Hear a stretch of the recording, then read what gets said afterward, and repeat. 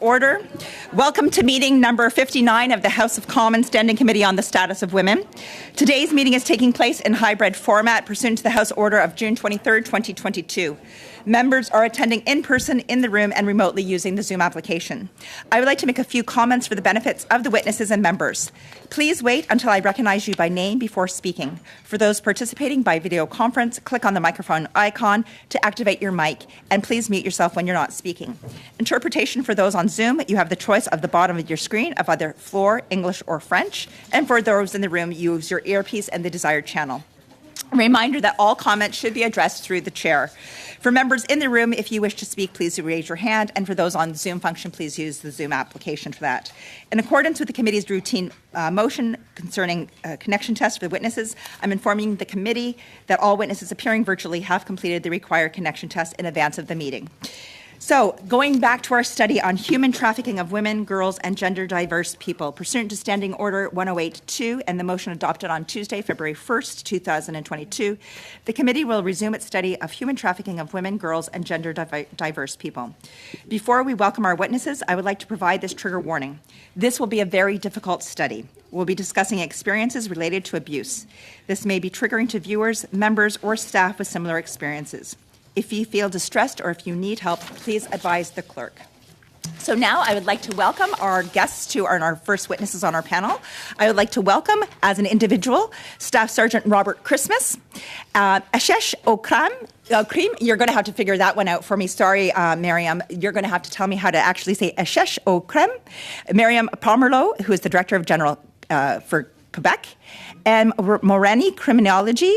Maria Morani, criminologist and president. You will also be speaking, so thank you so much. We're going to start off with Staff Sergeant Christmas. You have 5 minutes for your opening comments. When you see me starting to whirl my arms, please try to get it done within the next 15 seconds, okay? So, Mr. Christmas, you go first. Thank you. First of all, I'd like to thank all of you members of the committee for your public service. And I'd like to thank all the members of the committee and all the witnesses for all the important work that you're doing for the status of women and for trafficked women in Canada. Where to start? I'm having flashbacks to my 3-minute thesis competition at the University of Manitoba back when I did my dissertation, but I'll see what I can touch on in 5 minutes, and then I'll be open to questions afterwards.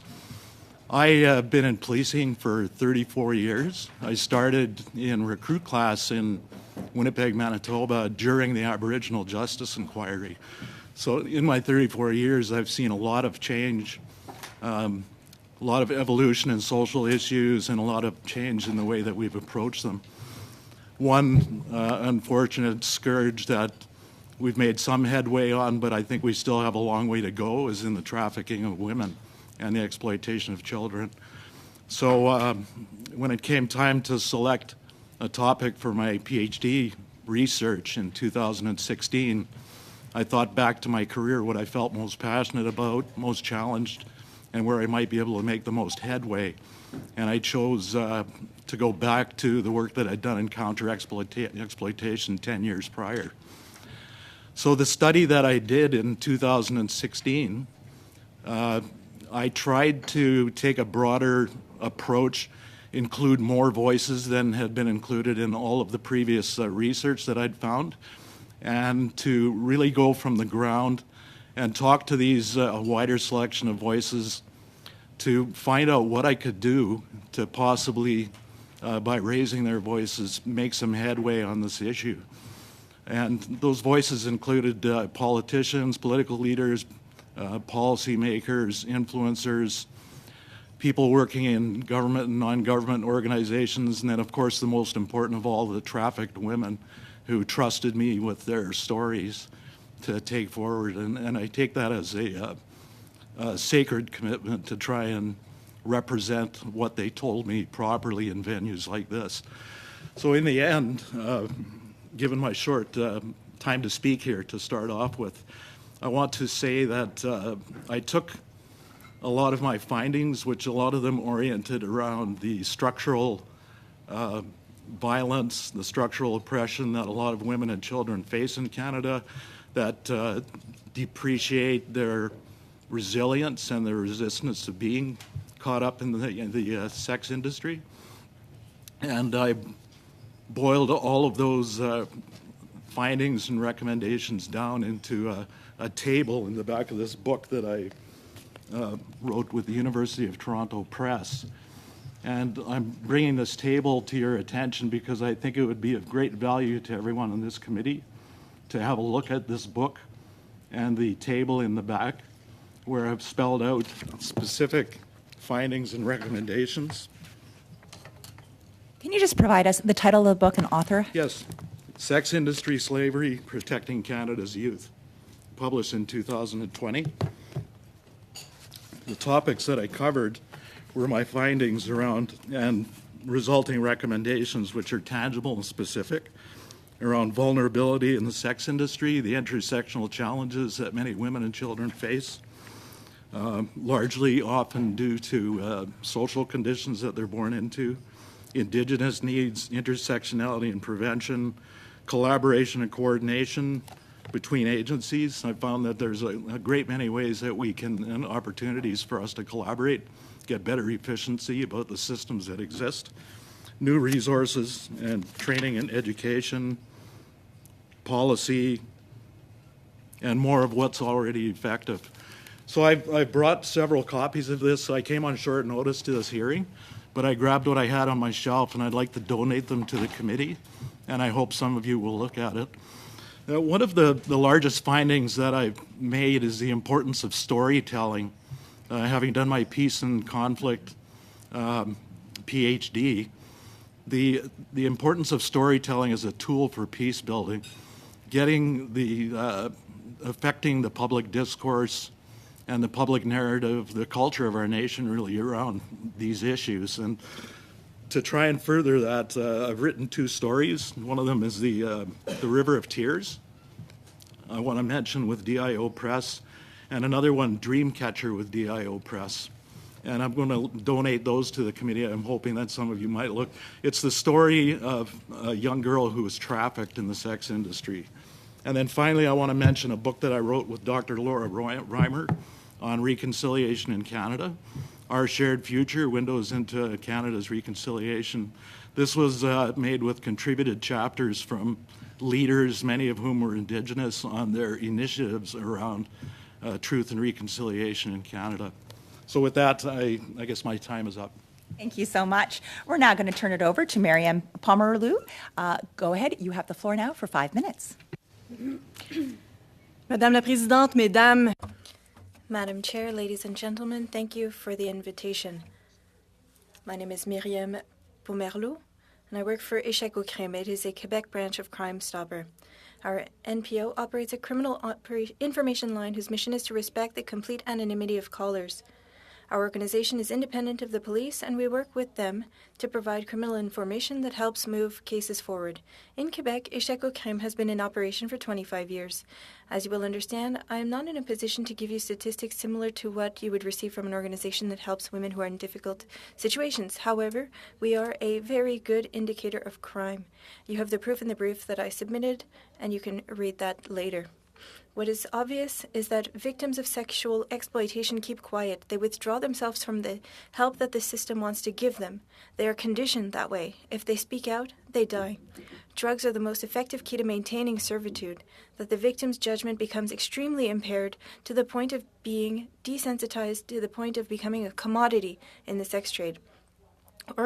Organizers and traffickers want their fragile prey in a state of consumption. They are docile, easy to control.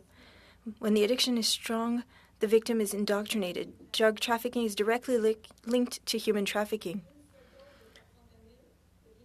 Carfentanil, for example, becomes 10,000 times stronger than a dose of morphine.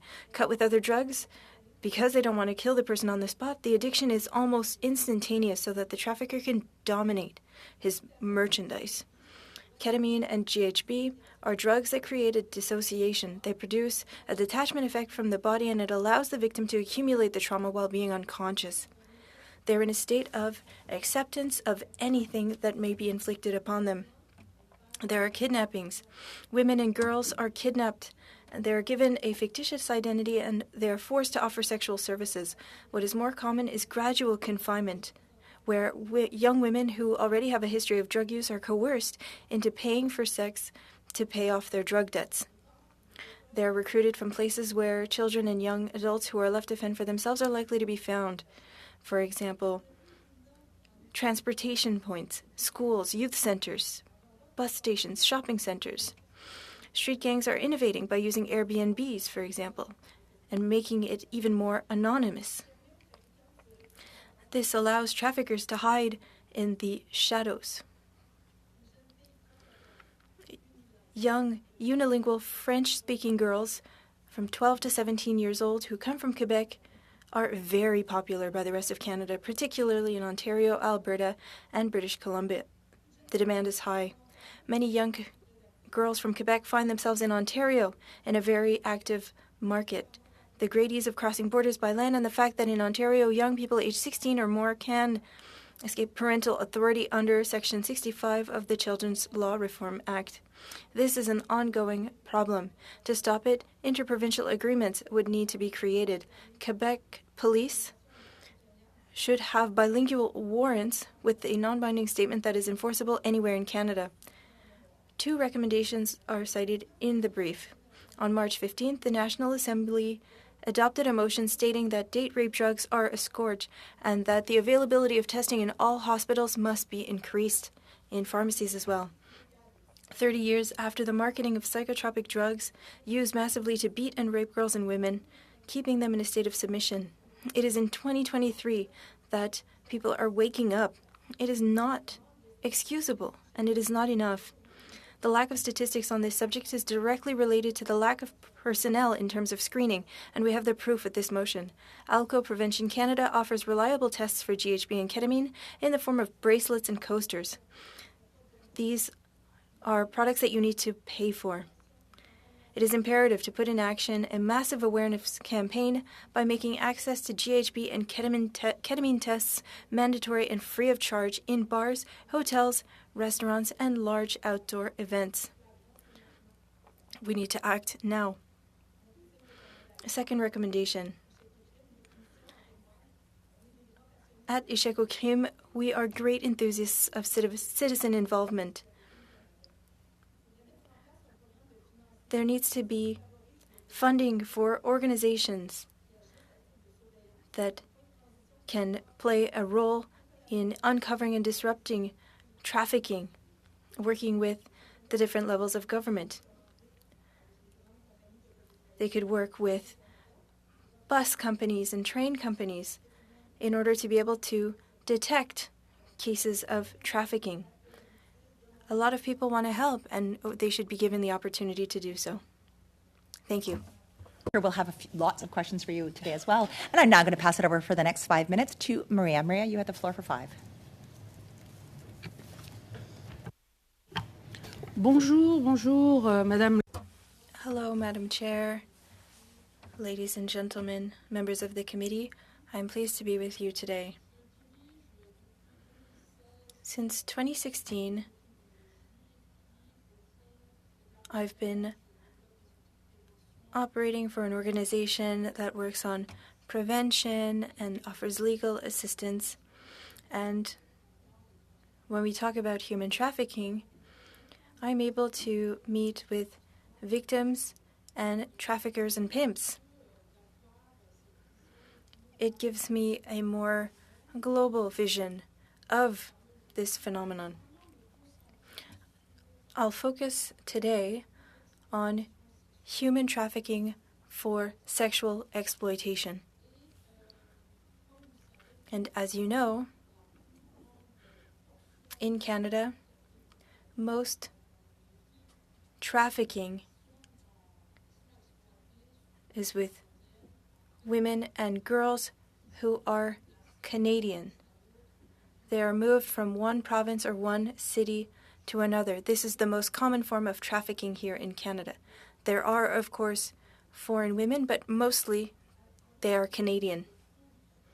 Before moving into the heart of the topic, and I only have 5 minutes, so I'll be pleased to answer to your question, but I would like to examine some myths that are being widely circulated.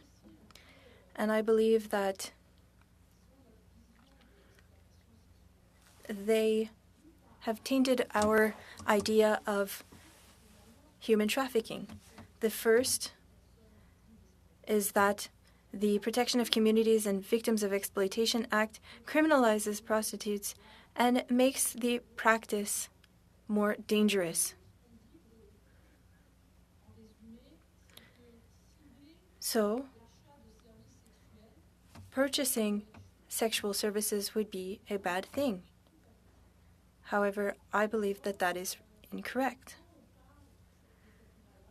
When we're talking about this piece of legislation that is based on people's rights to live in dignity and equality, and it states that nobody can purchase another human being, but this piece of legislation, protects sex workers and gives them the status of victim, and so they can report to the police. However, many victims will not come forward, not because of the police, and that's another myth, that those sex workers are afraid. That's not the case, because this decriminalized solicitation. Before, solicitation was criminalized, and now that is no longer the case. So what is now being criminalized in Canada, because we have modern legislation that puts us on the same level as countries that protect human rights, well, it makes it so that pimps and the clients, the Johns, they are the ones being criminalized.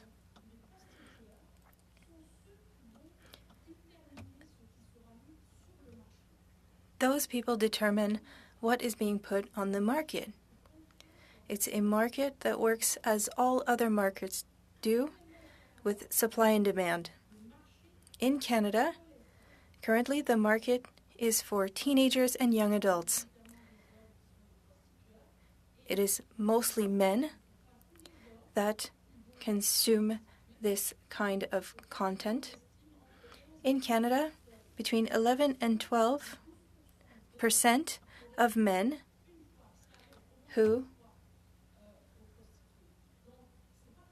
received services, sexual services in Canada. Some men will seek out sex workers or prostitutes. So, these Johns are creating a market that pimps are trying to meet, and that's the market of teens and young adults. Between 12 and 22 years old means that you are a good piece of merchandise. Above 25 years old, you're considered too old. That's what the market is here. Yes, I see that I'm running out of time. So, please, we need to strengthen the legislation to allow police officers to carry out investigations, because currently it is very difficult. I'll stop there, and hopefully I'll be able to add to my 2 points afterwards. Thank you very much. So we'll be... Parfait, on s'assurera que vous aurez cette occasion. Merci beaucoup. Maintenant, tour de questions.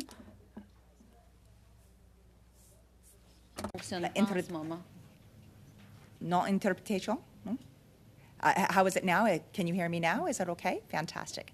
So what we'll be doing is we'll be starting off with our 6-minute rounds of questions. We'll just be going around from party to party. And so we're going to start off with Dominique. Dominique, you have 6 minutes. Merci, Madame la Présidente. Thank you, Madam Chair.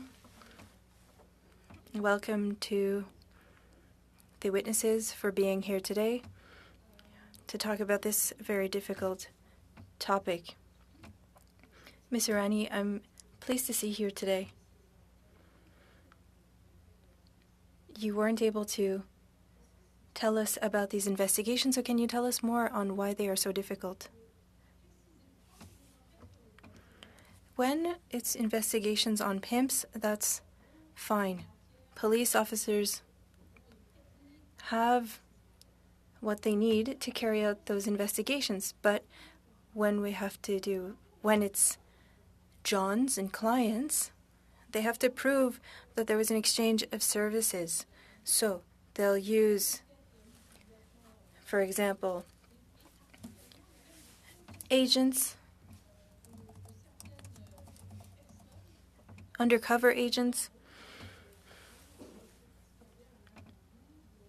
and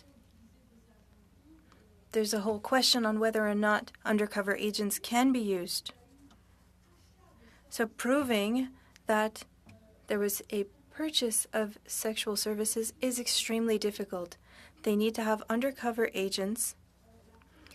They need to be able to observe the transaction more than once. It's very difficult, for example, in a massage parlor. The transaction occurs, and they're unable to clearly see whether or not money is exchanged. And the owner of the building does not touch that money. It's extremely complex.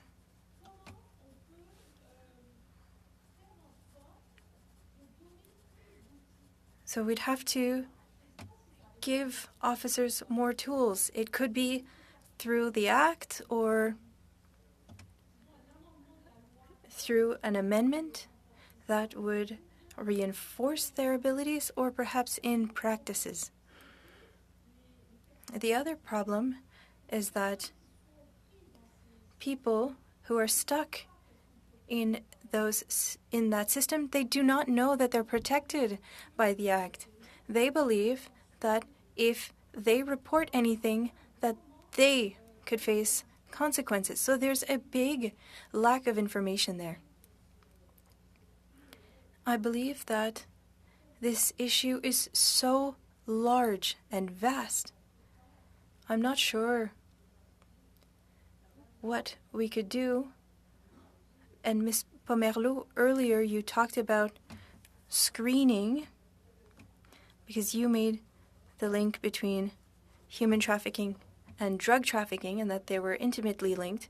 And when you talked about screening earlier, because if a person isn't under the influence of drugs, well, they might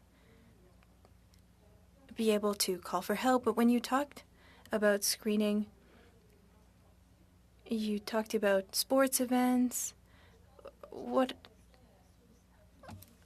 We want to be able to reach a person at the source before they become victims, whether it be in hotspots like hotels and bars. Can you give us an example of how it could work? A minor who meets someone who manipulates her for sexual reasons will probably end up being her pimp. Often they pretend that they will become her boyfriend. It starts somewhere. And if we can have these drug tests be free, a test for GHB or other hard drugs that puts these girls into submissive states. These tools are not accessible, and they're not even accessible in Quebec hospitals, or not very accessible. And these drugs only stay in the system for about 12 hours. So we need to act, because these drugs have been on the market for 30 years. I'm not sure why we haven't examined this sooner. We don't have a lot of time, which is unfortunate. Another question that I have has to do with police officers and the difference in regulations between one province and another. If you can come back on that, I could perhaps clarify. A young woman who's in a shelter for teenagers, and she leaves and goes into Ontario with her pimp. So even if a police officer has a warrant to bring her back, he cannot. If she states that she's not in danger, then the police officer can't do anything. Mr. Christmas, what do you have to say about the situations raised by the other two witnesses of victims who are too afraid to report, and Ms. Pomerleau, who stated that different things cannot be applied between provinces? What would need to be done? What's not working? What can we do as parliamentarians? Out of time, I will give you probably 15 seconds to try to get an answer, and then we'll switch over, and hopefully some of your answers will work in there. Sorry, 15 seconds. Well, can I have 1 minute? It's okay, we will end up, I know we'll get back to these questions. I know we'll get back to it. So what we'll do, Mr. Christmas, keep that on there. Okay. That question will come back up, almost Sure. promising it. Mark Saray, passing it over to you for Mark. Thank you, Madam Chair. I'll give you the 1 minute to respond to the question. How's that?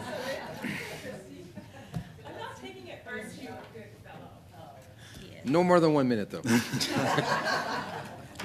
So what I want to say is I haven't been directly involved in investigations for the last couple of years.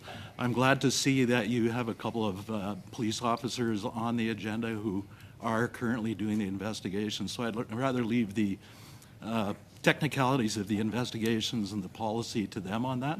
But what I want to say about this is I feel that in the big picture, we put way too much on the importance of enforcement and the role that police can do, and not enough emphasis on how we as a society and all the other elements can work together around these issues to improve resilience for women, to help prevent them from becoming taken into the sex industry in the first place.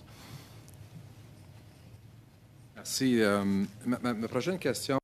My next question is for Ms. Pomerleau. I just want to be sure about the age of 16 years old. That's provincial legislation. And do you have any recommendations for us federally to have a pan-Canadian framework? Well, the federal government could, or rather,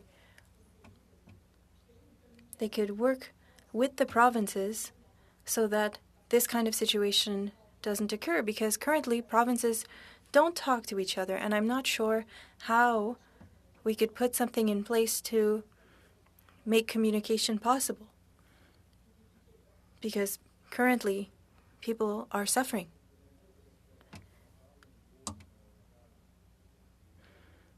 We've heard that young girls between 12 and 18 or 16 and 22, but with regards to the role that the federal government could play with the provinces, you talked about going directly to the source. What kind of programs could we have, perhaps with schools, with elementary schools, secondary schools? Do you have any recommendations there? You could work with provinces on training for boys on consent and how to treat women, whether it be online or in person. There also needs to be training offered to our girls over 12 years old on consent and what their rights are and what the signs are of grooming online and in person. But we'd also have to understand social media.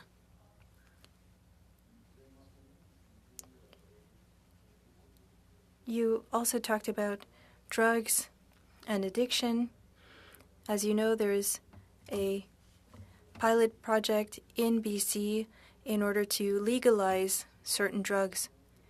Do you recommend expanding that in other provinces? Because it seems to be a significant issue, and is there a link between the two? I don't see the correlation between the legalization, especially because I was talking about hard drugs and it would be unacceptable to make it legal. Legalizing those kinds of drugs would have us hitting a wall. Ms. Morani, you talked about strengthening legislation. Do you have any specific recommendations on how we can do that? It's a very good question. And you'll have to see how you can strengthen the legislation.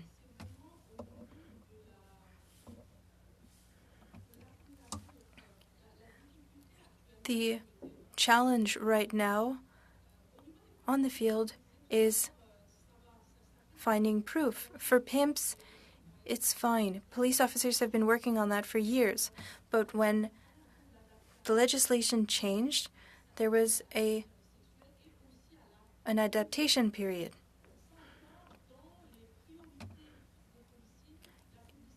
In police priorities, advertisements is very low on their list of priorities for those services. And I think it's a very similar situation throughout Canada, but I'll speak for Quebec specifically. When we're talking about minors and criminal entities and drugs and guns, police will be able to intervene quickly. But when we're talking about women under 18, and when I talk about the difference between a woman who is 17 or 18, there's no difference. When we talk, or I've seen parents who reached out to police officers for a 17-year-old girl who was going to be 18 in a few months.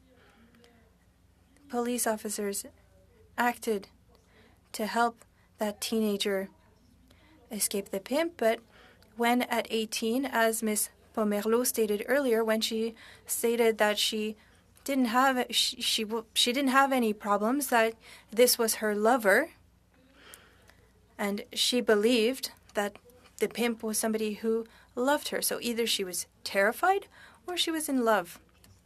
And so it becomes extremely difficult for police officers.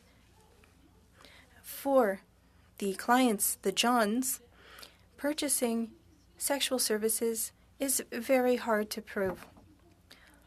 And so we need to focus on prevention. We're now going to pass it over to Adrian. Adrian, you have 6 minutes. Merci beaucoup, Madame la Présidente. Thank you very much, Madam Chair. Thank you to our three witnesses. Thank you, Ms. Morani, Ms. Pomerleau, and Mr. Christmas. We're seeing that there's an increase in this type of crime throughout the world. Ms. Pomerleau, my first questions will be for you. Thank you for being here.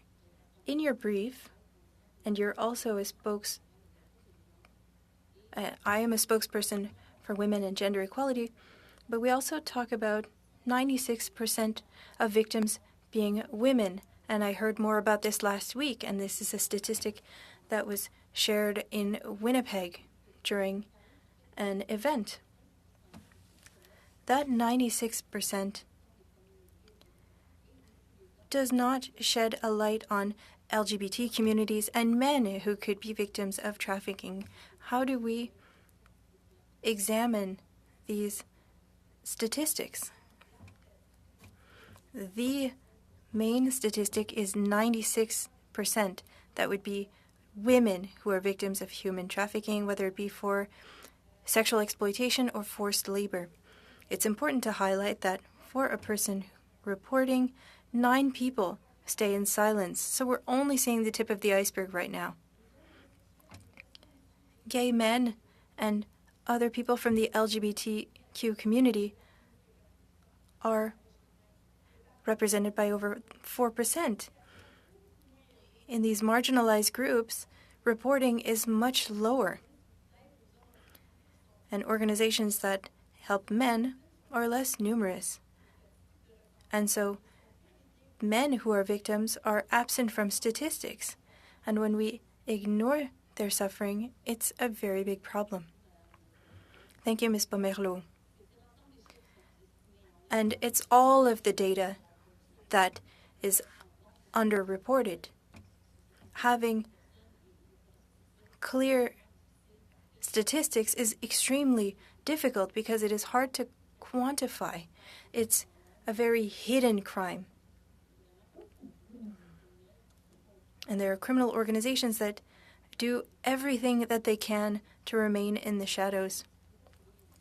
Speaking of finding victims, you mentioned the internet in responding to a colleague's question. So there's a whole matter of social media, but there's also legislation being proposed on online hate.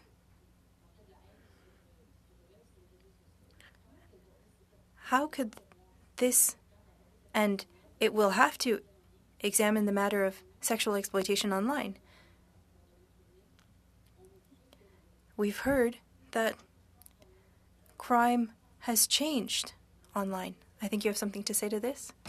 If we're talking about online hate, why are we not talking about sexual exploitation online?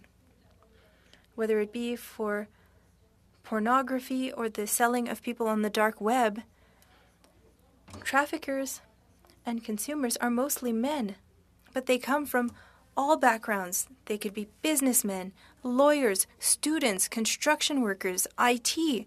It is very difficult to categorize those who are behind the demand. What's clear is that they are men. You can see that in arrests that have been made. And so things are changing rapidly. And your question was,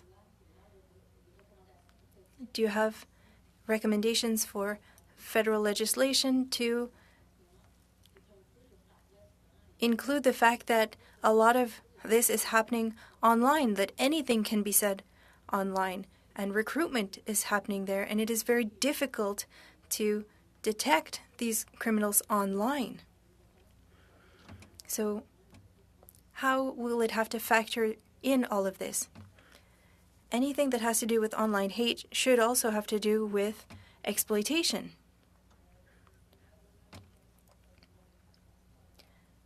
Unfortunately, we have a lot of questions that we need to ask about this. During this study, we've talked a lot about prevention and raising awareness on human trafficking and sexual exploitation. And we talk about helping victims as well. But how can we better detect these crimes? In Quebec, we talked a lot about street work. But do you have any other recommendations in order to better detect? Because it's great to help victims, but how could we also focus on the source?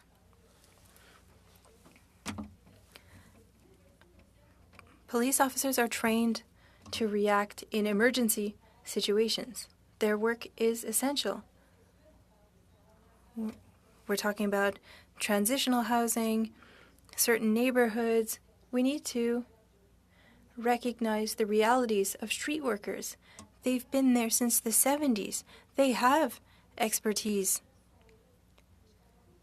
And I don't know why we don't communicate with them more.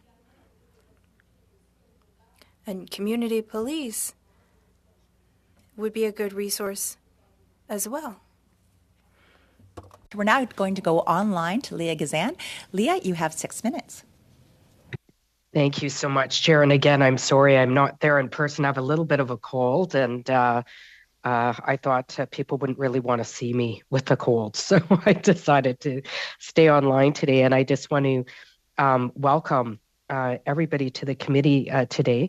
My first question is for Maria Morani.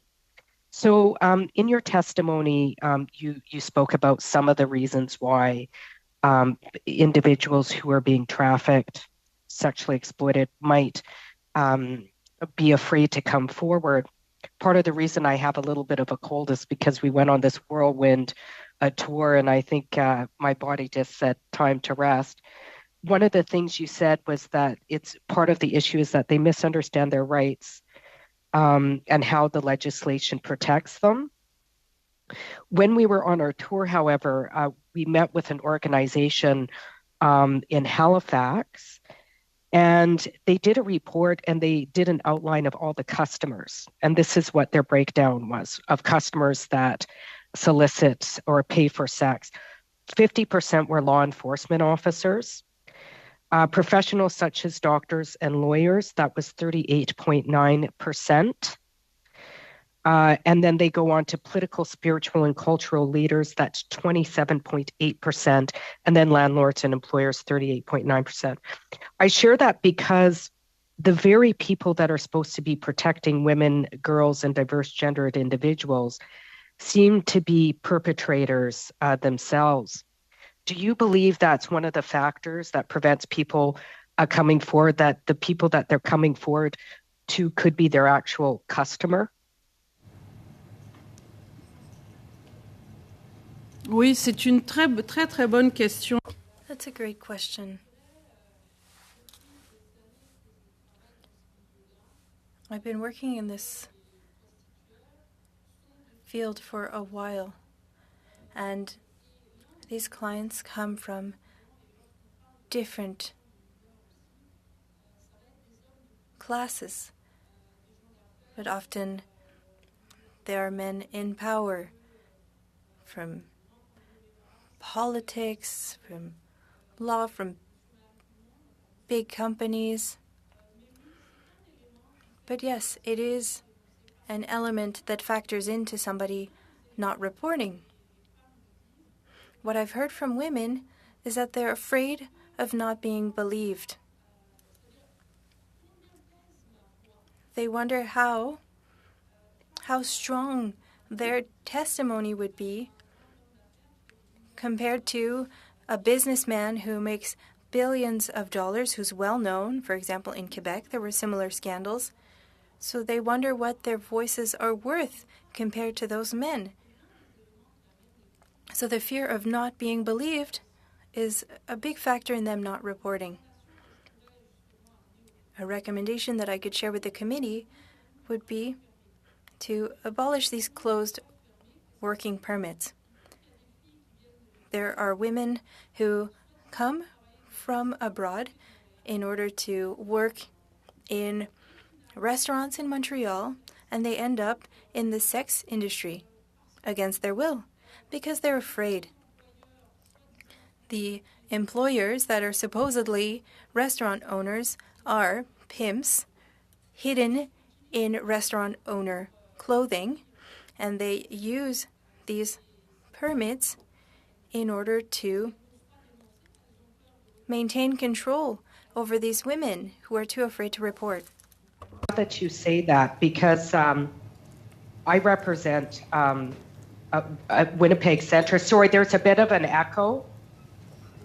Maria, Sorry. if you could turn off your mic just on the piece. There we go. Perfect. Okay, thank you. I represent Winnipeg Centre, and it's actually the riding where Peter Nygaard's clothing industry was built. And he was a well-known sex trafficker. We know that. He's currently in jail. I know that there's a case against him in New York and certainly Toronto. In Winnipeg, the hub of it, where even city councillors and current MLAs or sitting MLAs were seen with him in Barbados. Winnipeg's not pressing charges. There's no charges or cases against him in Winnipeg. In a Fifth Estate documentary, women came forward, they weren't believed. Are you familiar with that case? And do you have any comments on it? Je ne suis pas au courant de... I'm not aware of that specific case. However, I've heard from victims who told me about politicians, and I encouraged them to report, but they were too afraid. They were afraid that their voices would mean nothing compared to the voices of these men in power. I'll give you an example. Pardon? Oh, sorry, I'll let you finish. What sort of accountability measures could be put in place to kind of, oversee these men in power, like police officers, lawyers, politicians. Like, it's horrifying. What recommendations do you have for that? What we're going to do, hold on, Maria, because I will come back. We're going to be starting our next round of questions. So, Leah, I'm going to have to throw that onto your second round if you don't mind. But I'm going to now turn the floor over for our second round of questionings, starting off with Michelle Frary for 5 minutes. Thanks, Madam Chair, and thank you to our witnesses, and welcome to Status of Women. If I could start with you, Sergeant Christmas, you'd said 34 years in service, is that correct? Thank you. Thank you for everything that you do and what you've seen and continue to show up, so thank you for that. I have a question for you on whether you think human trafficking is worse today than it was when you started. That's a difficult question to quantify because, as was mentioned, it's so difficult to gather stats and information in this largely hidden crime. I can tell you anecdotally, social conditions seem to be deteriorating in many corners. The challenges facing these populations who are largely victimized in the sex industry seem to be more up against it than in the past. It's really hard to quantify, but I can say without a doubt that in many places in Canada, especially my experiences in Winnipeg and Manitoba, the transgenerational impacts of colonization are still continuing and if not increasing, and I'd like to see more work done in that area, just trying to improve social conditions that help people become more resilient to succumbing to the challenges that they're up against socio-economically. Thank you. I appreciate that, and I hear the compassion in your voice. I had the privilege to do a ride-along with one of my local officers in Peterborough, Kawartha, who worked in the human trafficking industry, and there is what I've seen on the ground, and we saw this through Halifax Police as well, there is a big culture to build relationships, as you've said, as opposed to enforcement. And I've really seen that shift in policing agencies. We saw higher numbers of incidents in Halifax, the highest number in a metropolitan of human trafficking cases in the country. And it's interesting because one of the big problems is getting the data around this. But one of the theories was because they were progressive, because they were open and had a softer relationship, that they were more apt to come and report. So I think that's an interesting thing. I don't know how we would quantify that. Again, it's always a challenge.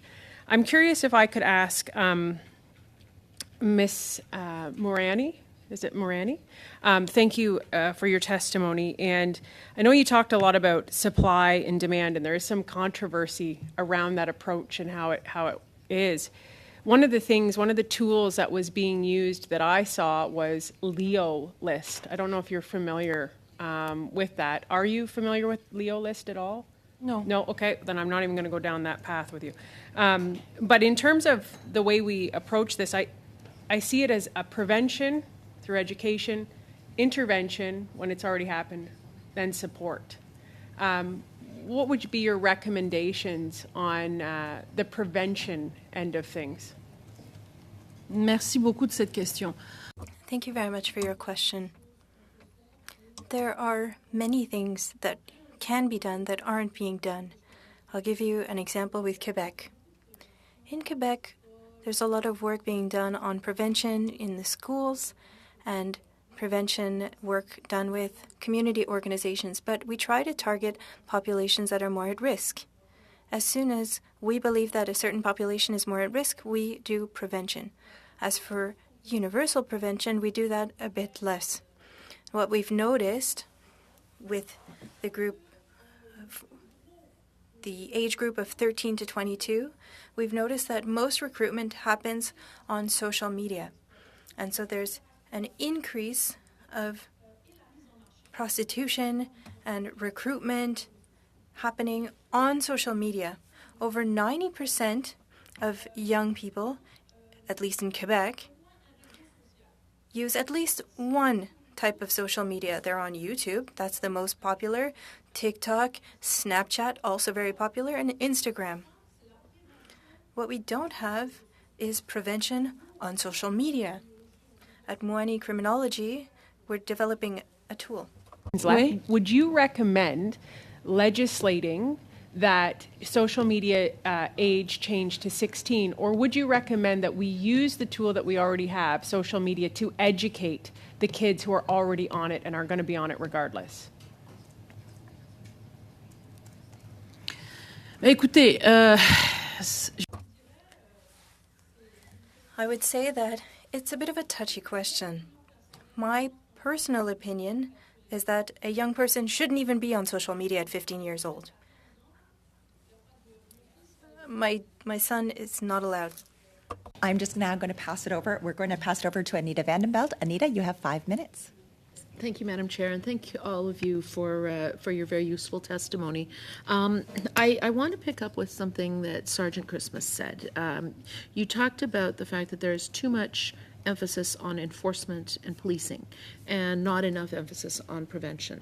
And one of the things, as we've been going through this study, and particularly as we traveled last week, that has struck me is that the usefulness of the criminal code, which is essentially a dual pole. It is either legal or illegal, versus what we're hearing from survivors-oriented agencies who are saying that this is a spectrum.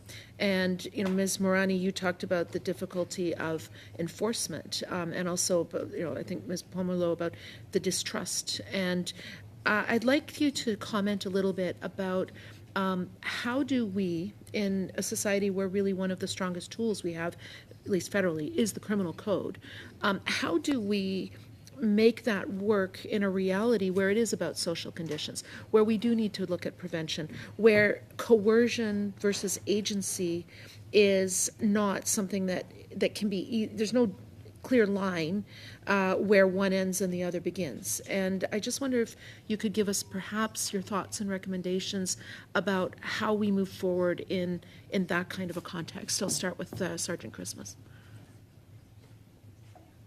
Well, to start with, there's a lot of talk about how to reduce the demand and how do we go after how do we affect that market? Because if there's no demand, then there's no problem, right? Ultimately. But further research is needed. That's one thing government could potentially do, is push for further research into the fine balance between enforcement and education that might make a bigger effect on the demand. I know there's been John schools and there's been some findings that they're effective, but it's still unclear what level of enforcement in combination with education is most effective.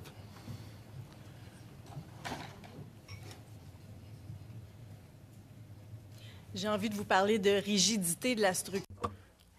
I would like to tell you about how the structure is very rigid for police forces, and there's a lack of communication that is clear. But if the structure could be less rigid, and if we could create these discussion tables where we bring in stakeholders from different groups, I think that it would make a difference. I'm not sure for the criminal code how that can be implemented, but the structure is too rigid. I would say that the criminal code currently, there wouldn't be much to do with it.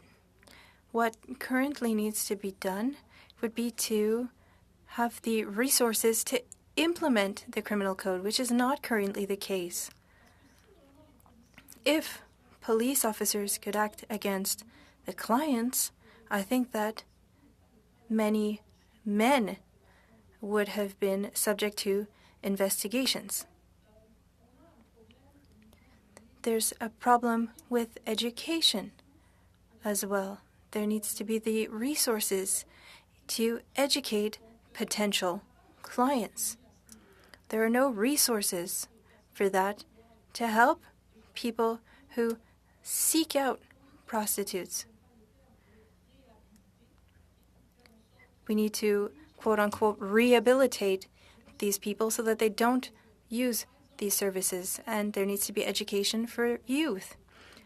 I offered a course on pimps in a school, and I was talking about criminal sentences, and all the questions that they asked me had to do with how they could circumvent the system.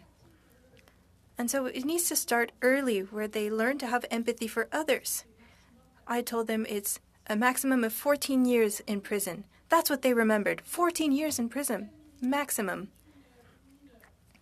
6 is the minimum amount of years if it's a minor. They just wanted to find ways to circumvent the system. And why? Because our society has normalized prostitution. It's like a cancer. It eats you from the inside out. We could invest millions of dollars in prevention in schools. I met with girls in schools to talk about prostitution. And the girls were trying to see, and they're 14 years old, they were trying to see how they could make money. Why? Well, they were saying to me, well, it's like, it's a job, right, miss? That's what we need to focus on, to remove this normalization and change the culture of our society. Maria, I can hear that passion. Wow, it's amazing. Let's go on to Adrienne. Adrienne, 2.5 minutes. Merci beaucoup, Madame la Thank you very much, Madam Chair. Again, thank you, Mr. Christmas. Ms. Pomerleau, I would like to come back to what you have in your report. You talked about recruitment areas. You talked about schools. I had a survivor tell me about schools and sports clubs as a recruitment hub. So we've talked a lot about changing the culture in sports and how sports clubs can be a recruitment hotspot, if you can start with that. You talked about culture. That's the heart of the issue for sports clubs and for schools. Sexualization is being normalized. And what Ms. Mourani said has shocked me, that these young people are just trying to find ways to circumvent the rules, and how they're focusing on the money. That a 14-year-old girl is looking to make money that way. It's absolutely astounding that there are people that allow their children to have TikTok accounts at 7 or 8 years old. There needs to be more prevention and awareness. So there should be an independent inquiry in the sports industry as well. Yes. In Winnipeg, I was able to meet a representative, and we were able to talk about truckers who work on detection. And she said that it's not a myth that truckers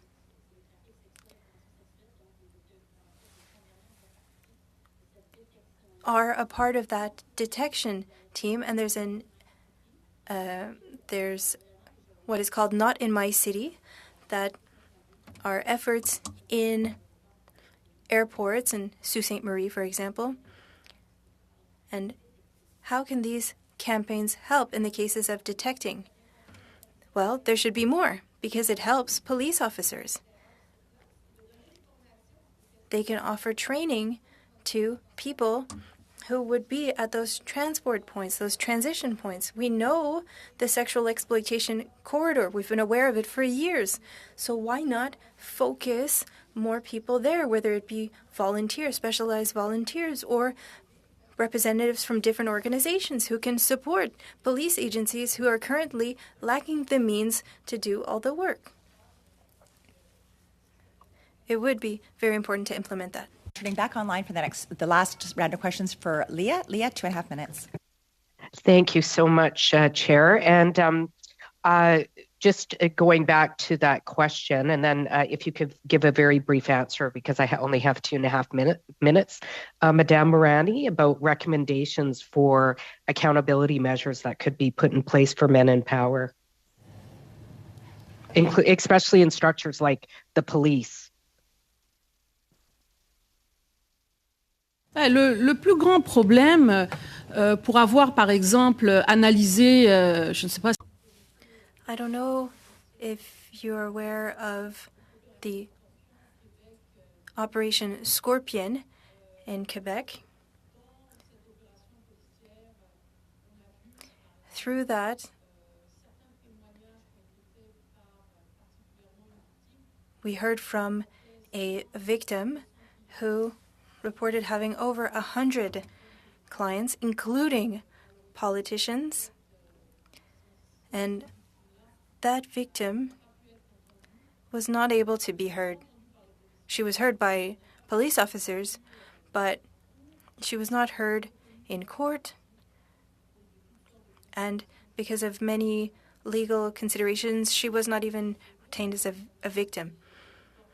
The biggest issue is proving things. When there are people in power, well, during an investigation, there's a fear. If there isn't enough proof outside of any doubt, it's very difficult. If I have limited time, I have one brief question.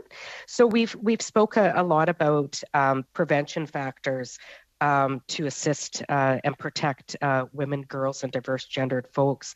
One of the things I put forward is a bill for a guaranteed livable basic income as a prevention strategy for people to either not become involved in sex trafficking or sex work, or to get out of.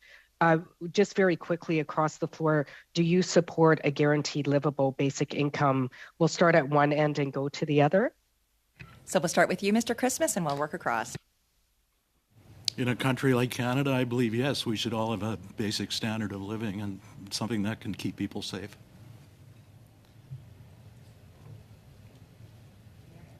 Oui, qui ne serait pas en faveur?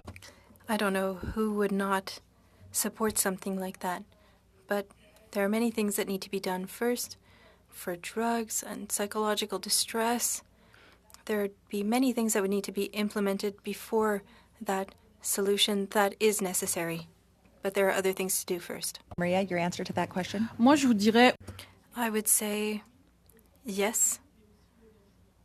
Yes for income, but also there's a serious need for housing. There's not enough.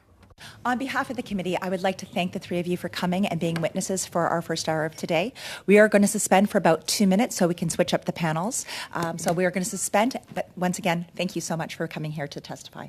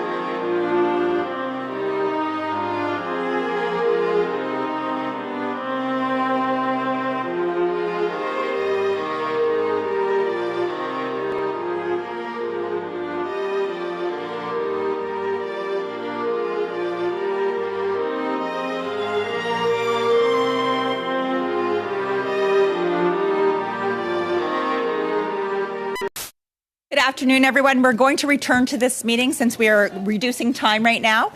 I would like to welcome our guests for our next panel, and let me just find them. As an individual here in the room, we have Mario Cantanaccio, I should probably say it right. The Naccio, hard C's. Vecchio should know that. And I would also like to invite eFry Hope and Help for Women, Jody Miller, and she is joined with the Peel Regional Police, Constable Joy Brown, who's the Community Mobilization Unit. And we also have available online Winnipeg Police Services, Sergeant Andrea Scott, Counter-Exploitation Unit. We'll all be starting with our opening comments. Mario, I see you're getting your earpiece ready, but it shouldn't be hard yet. But I'm going to throw you to the floor, and you're going to give your first 5 minutes of witness testimony. So, Mario, you have the floor. 5 minutes. Thank you. Good afternoon. Excuse me. Good afternoon, Madam Chair and honorable members of the House of Commons. Thank you for inviting me to participate in these hearings. My name is Mario Catanaccio, and although I am appearing here as an individual and not as a representative of any government agency or organization, my knowledge and experience in this matter has been obtained from my time with the Canada Border Services Agency. I began my career at Pearson International Airport on the front lines until being promoted to an enforcement officer at the Greater Toronto Enforcement Centre, and ultimately chosen for a high-risk fugitive unit called the Immigration Task Force, also known as the ITF. The ITF was tasked with locating individuals in Canada who were the subject of outstanding immigration warrants due to serious criminality or those who were wanted for serious crimes in other countries. We were also responsible in locating and arresting individuals that were deemed to be a threat to national security by CSIS after the issuance of a national security certificate was signed by the Government of Canada. In 1999, I was chosen to participate in a multi-jurisdictional and multi-agency project known as Project Almanzo, which lasted approximately 2 years. It included officers from Canada Border Services Agency, the RCMP, the OPP, Toronto Police, Peel Region, Alcohol and Gaming Commission, to name a few. Given that human trafficking was not widely known or recognized at the time, the project was multifaceted and focused on the importation of foreign nationals, primarily from Eastern Europe, who were forced to work in the sex trade industry, specifically massage parlors and strip clubs. The individuals were primarily young women from Eastern Europe who were brought to Canada under the pretense of working as buskers, nannies, or visitors to Canada. During the course of this project, we obtained information through our investigation and through the cultivation of confidential sources, usually those that had been arrested on previous raids, who provided intelligence in exchange for consideration on their criminal or immigration charges. Although most provided generalized information, one young lady we encountered provided specific intelligence which furthered our project. Her name was Tamia Nagy, and she would ultimately live the Canadian dream by becoming a Canadian citizen, a best-selling author, an advocate of human trafficking victims, and a United Nations advisor on human trafficking. During the project and subsequent investigations, my experience has shown that victims of human trafficking are usually the most vulnerable individuals of our society. They are primarily young women with little to no family support. The traffickers will prey upon these women by showering them with compliments, gifts, expensive dinners, and trips. Once they become dependent upon them, they will begin to introduce them to drugs and other addictions, ultimately making them completely dependent upon the trafficker. That is when they will begin to exploit them and force them into the sex trade industry. Most victims will not voluntarily leave due to the fear of physical harm or death to them or their immediate family members. Even those that are encountered by the police and do provide evidence against traffickers will rarely appear for the scheduled court proceedings, ultimately resulting in the charges against traffickers being withdrawn. One of the main reasons, in my experience, is due to the lack of funding and resources for police services and other organizations to provide housing, support, mentoring for the victims. Once they have been removed from the grips of the traffickers, most victims are, for lack of a better term, lost and unable to support themselves as they have become completely dependent upon the traffickers for food, money, and companionship. An example I can provide with Tamia was when she successfully opened Ontario's first safe house for victims of human trafficking, where she would take in the victims, provide them with a home, food, and mentoring to allow them to gradually return to society. It was a successful operation until the funding was no longer provided by the government.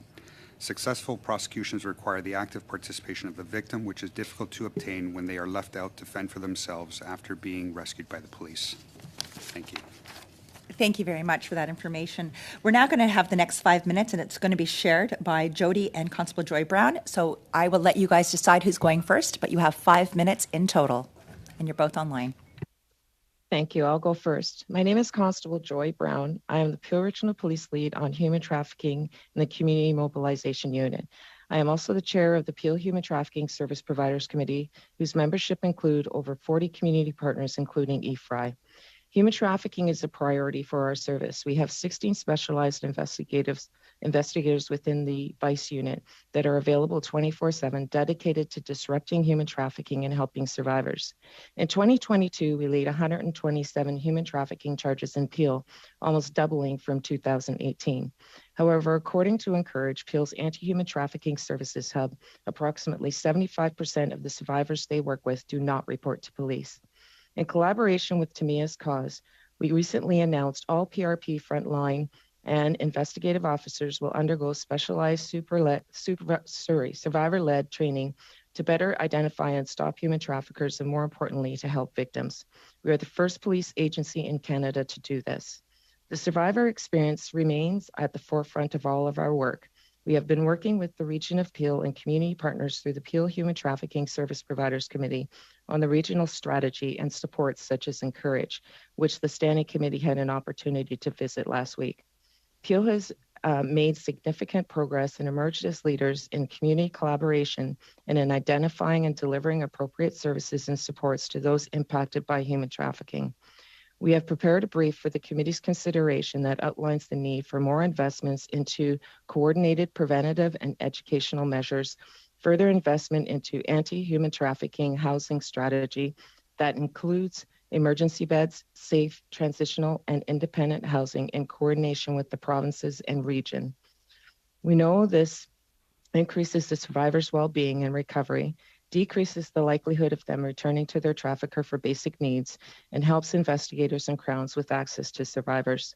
Finally, we strongly recommend the establishment of a national human trafficking database to provide access and information on offenders as well as victims, as human trafficking is so transient. Currently, law enforcement agencies use different tracking systems with no standardization or data sharing mechanisms between jurisdictions. We have provided further information in our brief. I will now turn it over to Jody Miller, Managing Director of EFRI Hope and Help for Women. You could just unmute. Oh, so sorry. Thanks, Joy. EFRI supports over 5,000 women and girls annually who are at risk of violence, and many of whom are survivors.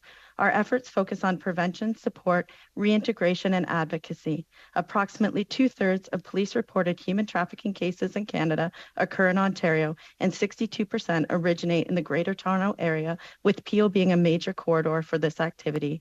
It primarily impacts women and girls, with the average age of victims being between 12 and 24 years old.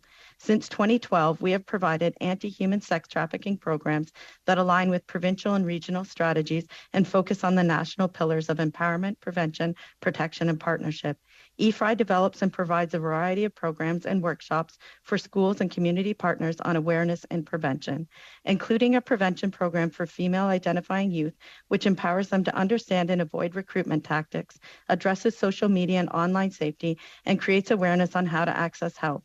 We also have a program for young men that addresses the vital role males play in ending gender-based violence, sexual exploitation, and trafficking.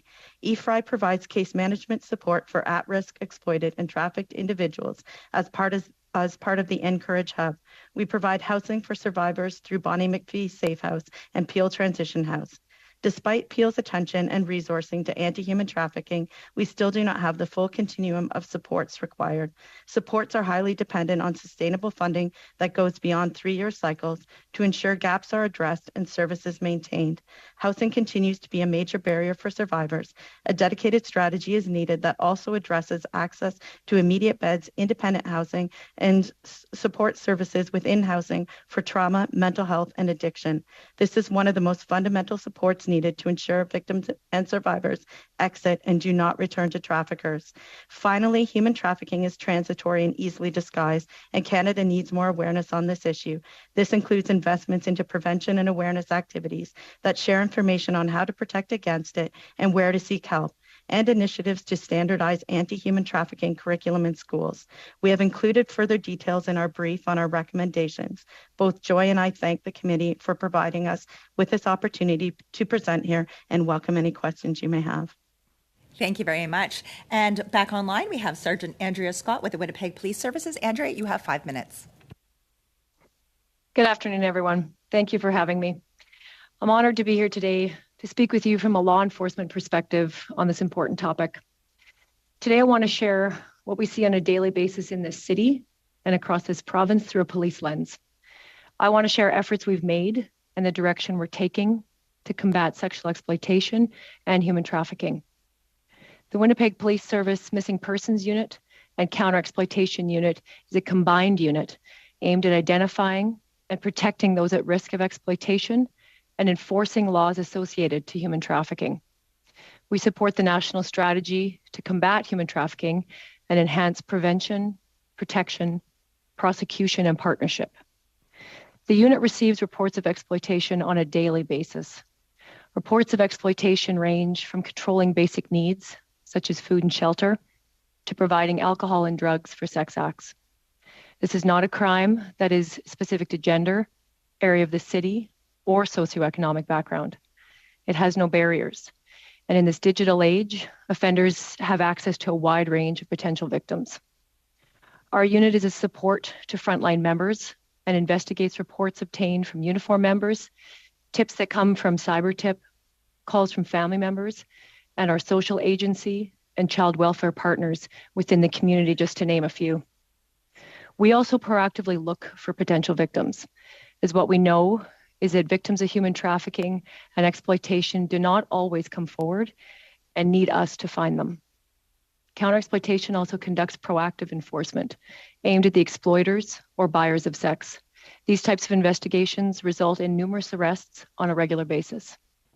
Members of the unit meet with survivors in street clothes, no uniforms. They explain who we are and what resources we can offer when they are ready. This is done on street corners, in hotels, and apartments across our city. Often we simply provide a pair of mitts on a cold evening or a care package. Once a survivor comes forward, our unit works with them through the court process to maintain that relationship and familiarity with a consistent investigator. What we've learned is that we need to continue to build relationships with child welfare agencies, community groups, and other law enforcement agencies. The more collaboration and information we share for the well-being of these youth and adults, the more success we will have. We continue to work on strong, sustainable relationships with our community partners. Education is truly the key to success through schools, social media platforms, and as a community of adults caring for those most vulnerable in our city. As a service, the Counter-Exploitation Unit offers training to our members and other agencies specific to human trafficking. This is a yearly course put on to teach our frontline members about best practices, investigative techniques, and compassion when dealing with survivors. This year, we brought in a survivor to speak about her experience with law enforcement as a way to help frontline members understand and recognize trauma and how to appropriately handle it. We've also recently trained members of the Winnipeg Fire Paramedic Service as to the indicators of human trafficking. Fire and paramedics are often the first on scene, and now they have additional knowledge on potential signs of trafficking. Counter-Exploitation Unit has also paired with the hospitality industry in the city and provided training to various hotels, again on the indicators of human trafficking. We're in the process of collaborating with the RCMP and other agencies on a joint enforcement project. I also want to share some of the challenges we face. One of the biggest we face is a long-term addictions treatment facility in our province. The number of reported missing and exploited youth I see is extremely high. Many of these youth are vulnerable to exploitation due to their addictions. We need to be able to treat these addictions in order to stop the cycle of vulnerability leading to exploitation. We have to address the addiction crisis amongst the youth and recognize its direct ties to exploitation if we're truly going to prevent human trafficking. Thank you very much. We're now going to get started with our round of questions, and we're going to start with 6 minutes with Anna Roberts. Anna, you have the floor. Thank you, Madam Chair, and thanks to all the witnesses for being here. Before I start, I want to congratulate Constable Joy Brown for your award that I understand that you mentioned. We met you last week, and congratulations for your Brampton Board of Trade Police Services Award in supporting the community. Congratulations. I can't imagine all the wonderful work that you do for us in protecting us. Thank you. So I'm going to direct my first question to Mario. I've worked with Mario for many months now, and I have a couple of questions. One of the things that we heard last week during our travels was a lack of funding. I would like your opinion, first of all. What do you think about seizing all the assets of these perpetrators and bringing them back into the system to help the victims? I think that's something that would be very beneficial. From my understanding now, what happens is when the funds are seized, it just goes back into the general government coffers. But if they were directed directly towards helping victims reintegrate and basically get their lives back, it would be more beneficial. Have you, in your experience in this field, have you ever been threatened, like as a police officer? I'm just wondering for your protection. I have. I think it was in the late 90s, early 2000s, someone that I was searching for who was a fugitive from overseas, was wanted in Canada. I located him, we ended up arresting him. He was deported back to a Caribbean country. When he returned there, he called me on my personal cell phone and told me that he was going to kill me. Not thinking anything of it because he was back in his own country. When I looked at the telephone number, it was a local Toronto number. And a few days later, he ended up sending someone to my home to apparently try and kill me. The RCMP did a threat assessment, and they actually moved myself and my family out of the country for a period of time. I was working at a diplomatic posting overseas. And this was in relation to an investigation with CBSA. So how can we protect our law enforcement at the same time protect our victims? Because I think there's a lack of opportunity here that we need to address. What would you suggest? What would your recommendation be in order to stop the demand and protect our victims and, of course, the police? The diverting of the funds that are seized as proceeds of crime directly to victims would be a great start because it will help victims reintegrate themselves and get back to a normal lifestyle after they've been dependent upon their traffickers for so long. With police officers, it's a little bit more difficult because our work is dangerous in nature, but there are things I know. For example, Toronto Police has a program with the Ministry of Transportation where all the addresses are removed from their system and it's strictly registered to the police service. So that if somebody has a friend working in the Ministry of Transportation, they can't find out a home address through a license plate or a driver's license. It's difficult to answer in that respect with regards to police or law enforcement, but with victims, something like having a safe house for them to transition back into society and employ the services of previous victims, survivors, to help them. It's no different than an alcoholic when they go to a program where they have other alcoholics or people that have overcome their alcohol addiction are the ones that are mentoring them and speaking to them because they can relate to what they're going through. Thank you. My other question is to Constable Joy Brown. When we were in Sault Ste. Marie, they had labels, and I believe we spoke about it when we met the department in Peel. It's great because they have the picture of the individual, but we didn't notice it all over. We just noticed it in specific areas. And we also spoke to the Halifax police and how they're educating it and they're doing it as well.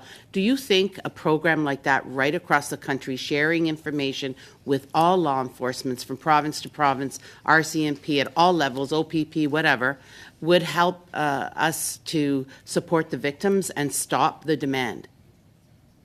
Yeah, definitely, and that's why we mentioned in our brief as well, really having a database, a national database where we can share information with other jurisdictions and law enforcement agencies as well would be very, very helpful.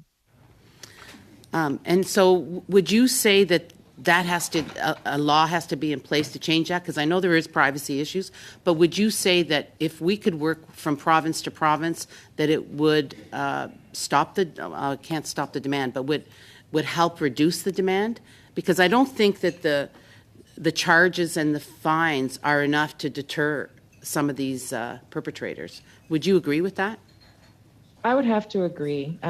Stiffer fines definitely would help, but just even being able to share the information from, province to province, jurisdiction to jurisdiction would be very helpful as well. 15 seconds. Okay. Okay. I just want to thank you guys for being here. Sorry, I just got told I have 15 seconds. So thank you, Madam Chair. Yeah, it's the hard chair up here. So thanks so much. We're now going to move it over to Sonia Sidhu. Sonia. Thank you, Madam Chair. You're not a hard chair. You're I'm very good. hard. Okay. So thank you all the witnesses, the work you are doing on the ground, and especially I'm from Peel and Peel Police with other agencies. Thank you for hosting us and giving information about the reality, what's happening on the ground. So my first question is to Jody Miller. In Peel, we have a model to address human trafficking, which include a safe house, a transition house, and a dedicated service hub. Can you expand on how it will be more effective and with the dedicated services, and then how survivors can feel safe? I know we were there to see that, but can you expand on that? Sure. Definitely. So having these supports, as many people have talked about since we've seen a lot of presentations here, having those dedicated supports, we all know that the needs of survivors are vast, and to be able to provide supports to them through one agency, we're not able to meet the needs. So really it requires a collaborative approach. So in having those types of services and community coming together, so it's not just one program or one service providing it. For instance, in the Encourage Hub, it's a collection of a number of agencies. So there are funded agencies such as ourselves, Our Place Peel, and Catholic Family Services that provide supports and connections, but we also work with 40 plus other service agencies in our community who also provide supports and services through that are accessed through the Encourage Hub, so that we're able to ensure that survivors are able to come to one spot. We're ensuring that they're not having to tell their story multiple times, and they're able to access the support that they need, and that would include the houses. So we do have a dedicated safe house and a transition house to support survivors. We did talk in our recommendations, though, about the need for that full continuum, because we still do not have immediate beds. So looking at survivors who may not be ready or able to disengage from traffickers, or those who are not wanting to engage in intensive supports that may be associated with safe houses or transitional houses. So being able to provide multiple supports, as well as on the other end, when survivors are exiting these supports, they also need rent geared to income, portable housing benefits, and other types of independent housing and rent supplements that help them to be able to access the housing that they need and not put them back in precarious situations, that make it, more readily that they could be victimized. Thank you. And my next question is to Sergeant Brown. Sergeant Brown, I know the Peel Region Police commits to training all officers on human trafficking by the end of 2023. From a survivor perspective, can you comment on how this will improve the response on the ground? Definitely. The survivor-led training that's provided by Tamia Nagy is very fulsome. It's actually a 3-hour training And it talks about things that you should look at as a police officer who's on the road, just different signs that you may come across that somebody could potentially be trafficked. So it goes into great detail. It's segmented off into different modules. And like I said, it's quite intensive and it's 3 hours as well. So it gives the officer an opportunity to really gain all that knowledge that they would need. Because oftentimes human trafficking kind of displays itself as something else, but it gives them the opportunity to take that second look and wonder if this could possibly be a situation where somebody may be trafficked. Thank you. And as you're the chair of the Peel Region Human Trafficking Committee, how do you work with the schools in Peel, colleges, universities, community agencies? And do you think all level of government, if they work collaboratively to bring an end of the human trafficking in Canada, what do you think? Can you tell us? I think definitely that collaboration is the key. No one agency can do this alone. This is why we started our committee in 2015. We've been working together for a number of years, looking at opportunities to fill some of the gaps that we're seeing. Jody spoke specifically about housing and the Encourage Anti-Human Trafficking Services Hub. These are things that actually came out of the committee. We were able to write to as a committee.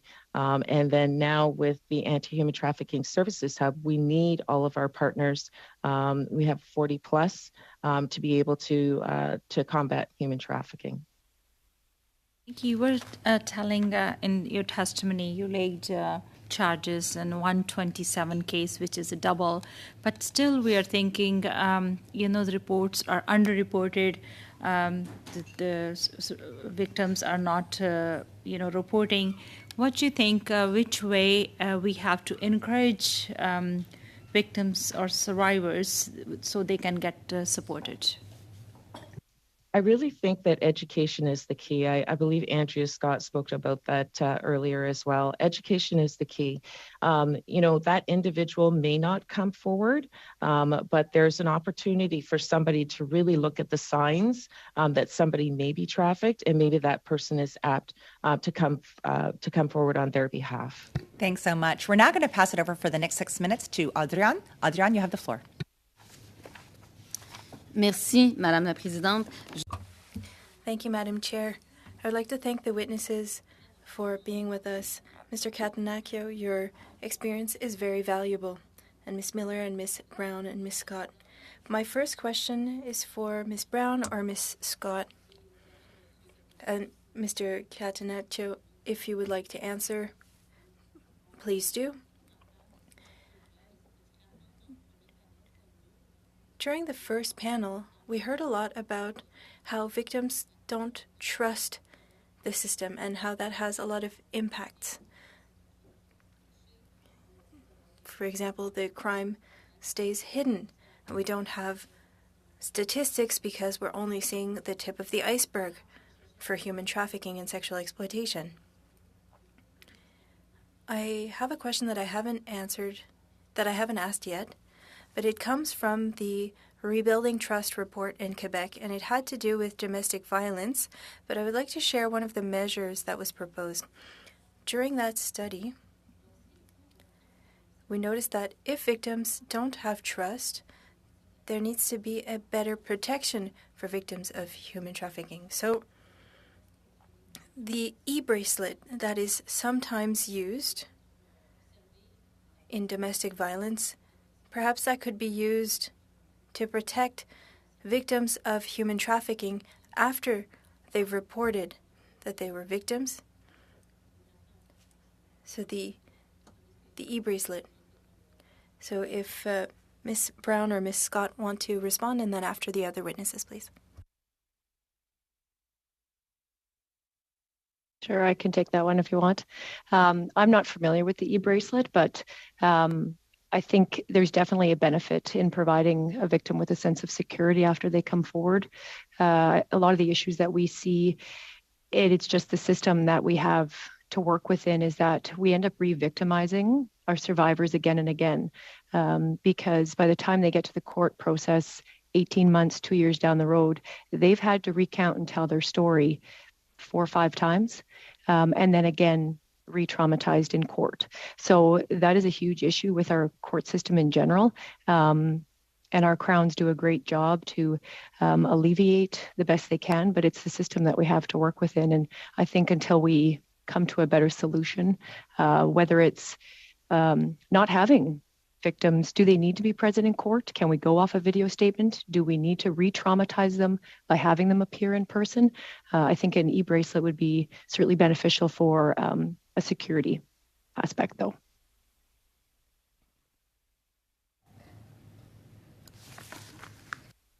Pardon, Madame Brown, est-ce que vous avez... Ms. Brown, would you have anything to add? And again, I want to just say thank you. It was a pleasure to meet you last week, and I would also like to congratulate you.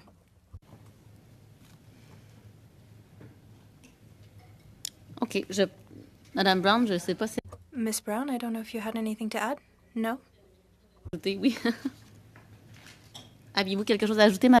Do you have anything to add, Ms. Brown, on that e-bracelet or the anti-approach bracelet? I'm not sure if you were having technical difficulties or... Can you hear the translation? No. Not at all. Sorry. Okay, so we're just going to suspend for a second, checking in with the interpreters. If I could actually, I'm just going to ask Leah. Leah, if you can just start speaking so that we can see if there's any translation. I can You're our hear tester. the translation. You can hear the translation. Now, Yeah, I could. Yeah. Okay. So, Mark, what? Yes. I'm just wondering if the interpretation has been clicked on. It's on the bottom, depending on what computer you have. But there should be, when it comes to interpretation, there will be English, French, or floor. So if you can check there, there should be some options there. And I'm seeing the clerk's face going, you got it? Okay. Okay. Yeah. So I suspended. So Adrian, I'm going to give you that time back to ask Joy those questions, okay? Merci beaucoup, Thank you very much, Madam Chair. I'll be brief. Ms. Brown, I was saying that we had heard about a lack of trust by victims towards the system. They found that the government wasn't doing enough to protect victims. In Quebec, there's a report called Rebuilding Trust, and they examined an e-bracelet, an anti-approach bracelet, and I was wondering if such a tool could help victims when they're trying to escape the situation. Definitely. I think that Andrea spoke to it as well. That definitely would be something that would be helpful. I just want to speak to the lack of trust. I know that, oftentimes traffickers will create some fear when it comes to the victim to come to law enforcement. We here in Peel, we've got some wonderful community partners who have been working at this for a very, very long time. And I know that it takes a long time to build that trust, or it takes, an individual, numerous interactions with police in order to be able to build that trust. I think that that's a very important aspect of this whole thing. And so I think once you've built that trust, then it gives them the opportunity to actually come forward and report. Merci beaucoup, Madame. Thank you, Ms. Brown. And in case you hadn't heard it through the interpretation, I wanted to congratulate you for the award, and it was a pleasure to meet you last week. Briefly, because I don't know how much time I have left. 30 seconds? Okay, so I might have to come back during my second round, but I'll ask the witnesses to think about a better coordination between the different levels of government and the different organizations and different departments, and the importance of having a better coordination in fighting human trafficking for sexual exploitation, but I'll come back to this question during my next turn. Thank you so much. We're now going to pass it online to Leah Gazan. Leah, you have 6 minutes. Thank you so much, Chair, and thank you to all the witnesses for being here today. My First question is for Sergeant Scott. Several concerns have been raised by family members of missing and murdered Indigenous women, girls, and Two-Spirit about the Winnipeg Police Service's failure to demonstrate the... Leah, I know Sorry. this is really important for you to get on the record. If you could slow it down just to ensure that interpretation gets this. Sure. Winnipeg Police Service's failure to demonstrate being trauma-informed, especially in regards to press conferences and when the family is informed when a loved one is found. Example, Marcus Chambers, chair of the Winnipeg Police Board, is quoted in the Free Press in December 2022 regarding a decision by the police not to search the Prairie Green landfills for the remains of Morgan Harris, Mercedes Myron, and Buffalo Woman, stated in quotes, "We know the Indigenous community is not satisfied with that, so it's up to them to reach out to all levels of government." And then he goes on to say, so that it can be determined what the next steps are. This is in spite of the fact that findings from the Winnipeg Police Service original feasibility study were disputed by forensic experts, family members, Indigenous leaders, and family advocates like Cambria Harris, who stated in the Globe and Mail article on December 6, 2022, stating, I should not have to stand here today and beg so that you find our loved ones and bring them home. Lucy Beardy, sister of Linda Beardy, in response to police conduct informing her about her sister, stated in a CBC interview on April 7th, 2023, that in quotes, the Winnipeg Police Service, in quotes, took advantage of my grief, how overwhelmed I was, my vulnerability. I feel like they betrayed the family. I felt like I was ambushed, like I was set up for this. They didn't take into account what I had to say, my wishes. There's also been concerns raised about the over and under policing by the Winnipeg Police Service, in which many have raised concerns about the shooting death by a police officer of Aisha Hudson, which brought sharp criticisms with both the Law Enforcement Review Agency, which does not have any civilian oversight, and the IIU, composed of former police officers. For example, the Honourable Murray Sinclair doubts that the IIU can properly investigate incidents because it lacks both transparency and independence. Sinclair stated in a CBC interview, in quotes, I don't have a lot of faith in the independent investigation unit that's in place right now to look into police officer conduct. He goes on to say, I can't think of an instance where they've truly done a transparent, thorough investigation that has convinced me that their decision is the right one in the circumstances. They have a vested interest in ensuring that they don't tick off the city police. And I share that because, as we know, Honourable Murray Sinclair is probably the most beloved legal mind in the country. I know Sergeant Joy Brown spoke about trust. So my question for you is the first one, Sergeant Scott. What are the police going to do to make sure vulnerable people are prioritized in search efforts going forward? So I can only speak to the operational level of what I see on a daily basis between missing persons and counter-exploitation. And I can tell you all the reports that we receive are triaged and put through our risk assessment tool. This is something that is very unique to our service. It's something that's very beneficial to recognize who needs our services the most, and we're able to put the resources towards the folks that we recognize are the most vulnerable within our community.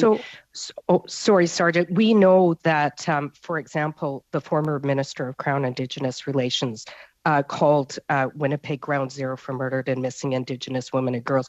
We know the vulnerable groups, including kids aging out of care. And we also know there are places in Winnipeg that are well known in the community to be trafficking Indigenous women, girls, and Two-Spirit. What intelligence do you have in place to track these locations? So a lot of the information we receive are from our frontline members, but we rely on our community partners. We've recently paired with Bear Clan. So Bear Clan has that close community relationship within the community, and they're able to share information with us because there is a mistrust, and we recognize that with community members. And so we rely on the community members to provide that information to us in order for us to act on it. A lot of it is also intelligence-led. We're online, we're proactive, we're looking for the exploiters of these women. Just a question in regards to a Buffalo woman. That's tragic. She was one of the 3 women that we're searching for in the landfills. The identity of her still has yet to be determined. Given the fact that we know that a high number of human trafficking cases, there's a high number of human trafficking cases, I'm wondering if the Winnipeg Police Service has communicated with other jurisdictions to attempt to determine her identity, because it seems like nobody in the community recognizes her clothes or have come forward. I'm wondering if the investigation is going outside the province in a concerted effort to find out who she is. So that investigation is with our homicide investigators, so I can't speak. It would be offside for me to speak to who they have reached out to. But I know that is a practice where we often go outside the community and into a broader sense to reach all sorts of community members and potentially family. Thanks so much. We're now going to start our 5-minute round, and I'm going to pass it over to Michelle Frary. Michelle, 5 minutes. Thank you, Madam Chair, and thank you to all of the witnesses again for being here in Status of Women as we look into human trafficking. I want to start, if I can, with, can I call you Mario? Thank you, Mario. I think we were all a little bit shocked when you shared your story of your own attacks. That was, I looked around the room, there was some shock and awe there that you two were at risk. One of the things we've been hearing across the board when we've been studying this is the cost of living. And one person who works in this industry in particular said this to me, and it really stuck with me. What we need to provide victims is we need to replace the core need the trafficker is providing. And that is not always money. That is sometimes intimacy. It can be a whole host of things. From a police perspective, what do you have in terms of working with another organization to help that victim go into the support mode? As I said earlier in the other round of witnesses, I believe what this is a 3-prong approach. You have prevention, you have intervention, and then you have support. But it's the aftermath of not getting them recirculated back into that lifestyle, replacing that core need that the trafficker is giving. What do you think needs to be done there? And the example that I can use, and I believe the officer from Peel had mentioned that as well with Tamia Nagy, it was Tamia's cause. And I'm sure there's other organizations that do similar work, but what she would do is take that victim and build that trust and bond, because as a survivor herself, she'd be able to relate to them and they would trust her more because of that relatability. And she would help them transition from that life where they would become dependent upon their traffickers for companionship, for food, for love, for everything, and transition them to the point where they can move on their own and take that first step to being independent again.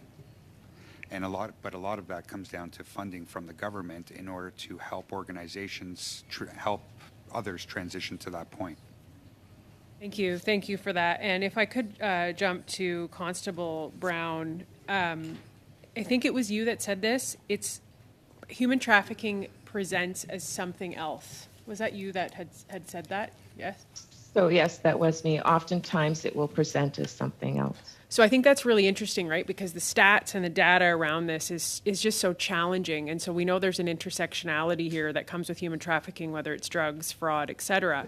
But the stats and the lucrative notion of what human trafficking is, and if nobody had the chance to read the Globe and Mail article that features Tamia's story, just to give you an idea, so if the John has 40 females, the daily profit is $36,000, the weekly profit is $252,000, and the annual profit is $13,104,000. So you can see quickly how lucrative this industry is, of why it is so hard to stop. So my question to you, Constable Brown, would be, if it's presenting as something else, could we create in that national database, part of your recommendation, which I think is critical, yes, they were taken in on charges for fraud or drug trafficking, but there was indication as well of trafficking, because it's so hard for the victims to admit that, right? There's a lot of reluctance there. Yes, definitely. And then one of the other things that it may present as is intimate partner violence or domestic violence, or even just a noise disturbance, maybe at a hotel or an Airbnb. Definitely, it would be an opportunity to put some information in that database, as well as missing persons. We know that oftentimes they'll go missing for periods of time. It may not present itself as it being maybe grooming or human trafficking, but that's also an opportunity to enter into that database as well. Thank you so much. And one final quick question, if I can go back to Mario. We have definitely seen an increase, historical high usage of food banks, cost of living crisis. I hear it every day from my constituents, people who are making, and I'm going to use air quotes, good money. Parents are highly stressed. They're not able to be as present for their kids. Their kids are turning to social media. They're looking for that core need of being recognized. They're vulnerable. Do you think there was a correlation between the cost of living crisis and the increases of human trafficking?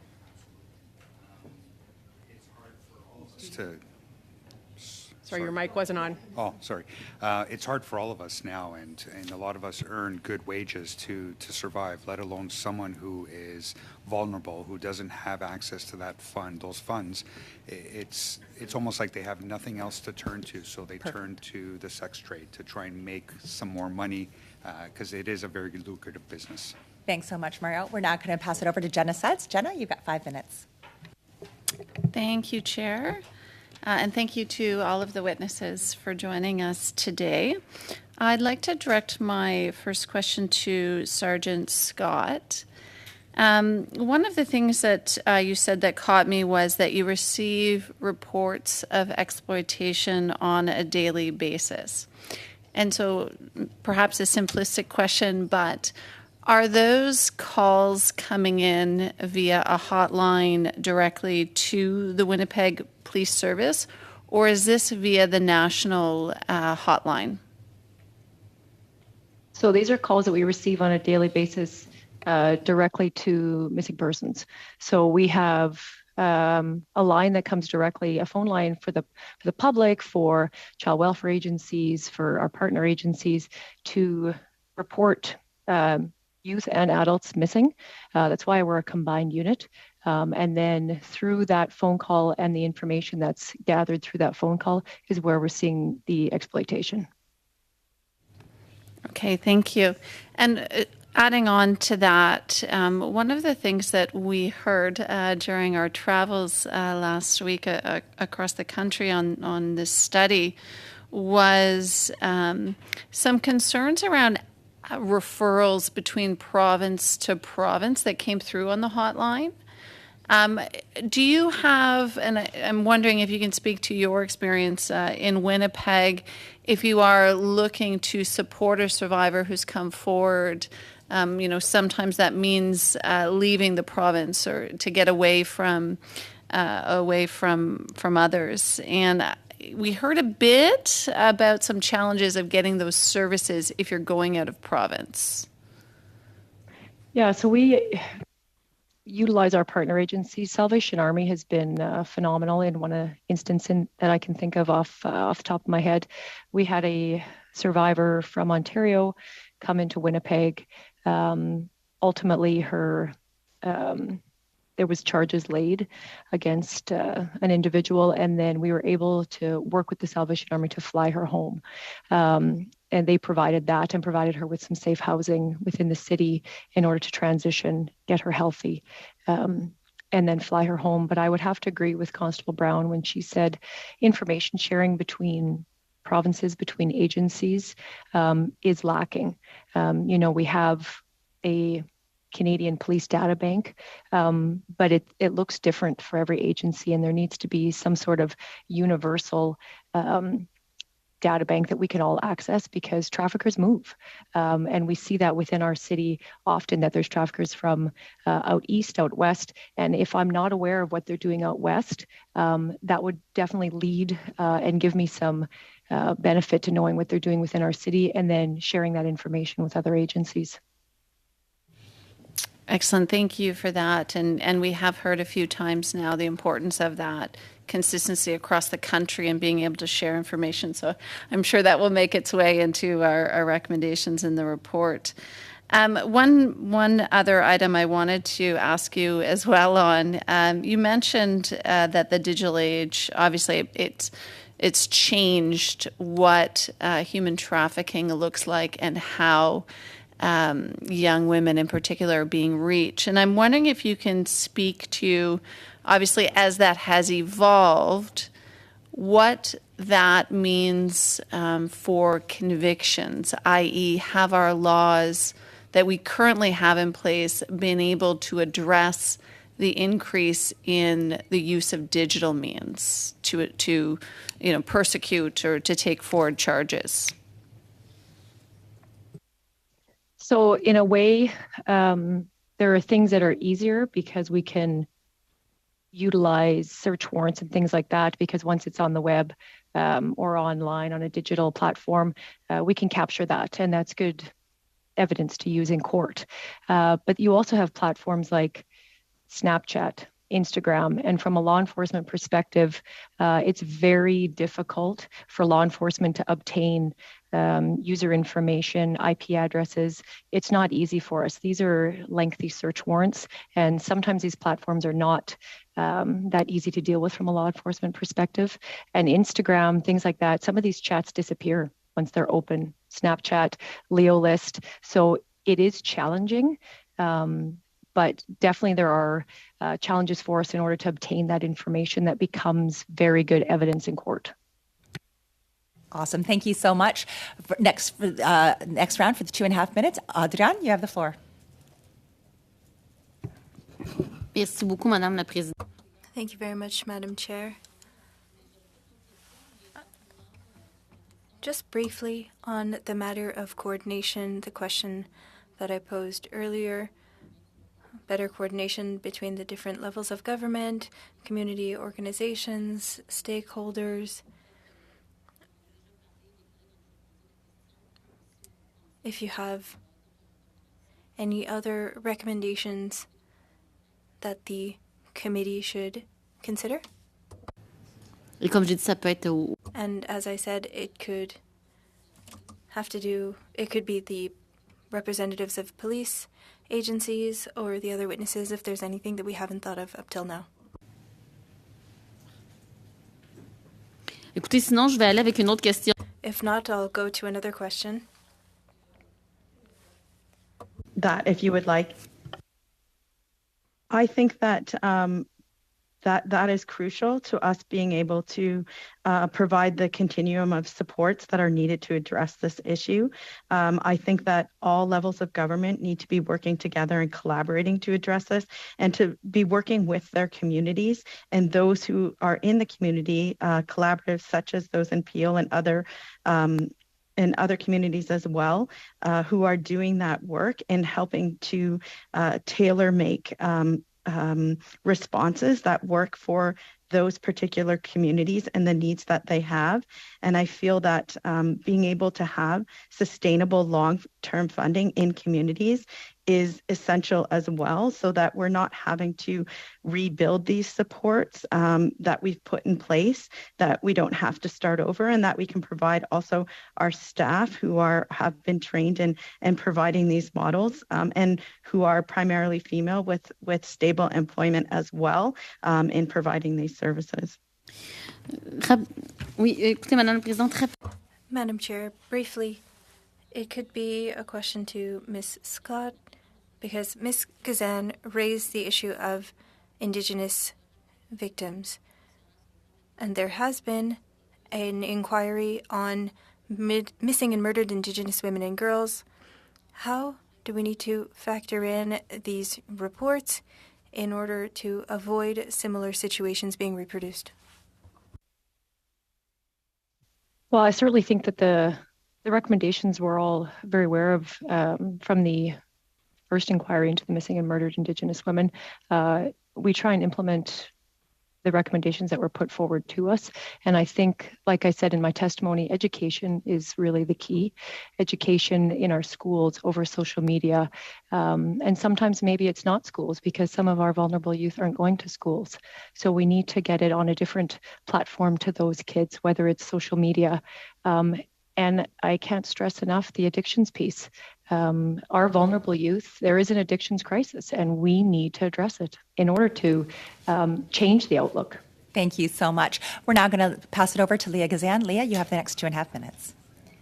Thank you. Continuing on with you, Sergeant Scott, you mentioned that there's a new missing persons joint unit that has been created between the Winnipeg Police Service and the RCMP. According to a CBC article on March 23rd, 2023, there has been in Winnipeg alone 9,315 people who have gone missing. And I'm just wondering, because we don't have enough time in committee, if you can please submit to the committee, out of all those cases, how many were Indigenous? How many were Indigenous women, girls, and Two-Spirit people? How many were safely returned to the family? And the number of our HR hours that were spent investigating missing cases involving Indigenous people, if you could submit that. But my last question is actually in response to that. So given that Manitoba now has this integrated persons response, that now it's been established, I presume that there's going to be an annual report of your activities and related data. I'm hoping so you can answer that. And if there is, because we know that Winnipeg is ground zero for murdered and missing Indigenous women and girls, will there be a specific chapter related to the ongoing crisis in our city with murdered and missing Indigenous women and girls? So I just want to address that initiative, that joint initiative it's just underway. It's not in a working process right now. So the funding has been announced, but we haven't got the unit together yet. There's a lot of pieces that need to come together in order to implement a joint task force. I can tell you that the numbers that you requested are posted on the annual report on the public website for the Winnipeg Police Board. And a lot of those numbers are present and open to the public. But my thoughts in that integrated unit is absolutely, we work with triaging cases on a day-to-day basis based on risk assessment and triage, and that's how we put the resources into place. So if you could please submit to the committee exactly what I requested, that would be very helpful.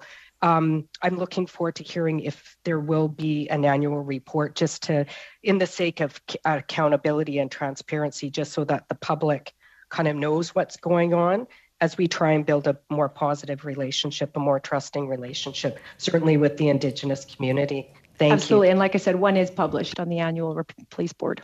Awesome. Thank you so much. I'd really like to thank the witnesses for coming and joining us for the second panel. It's really helping us put our report together.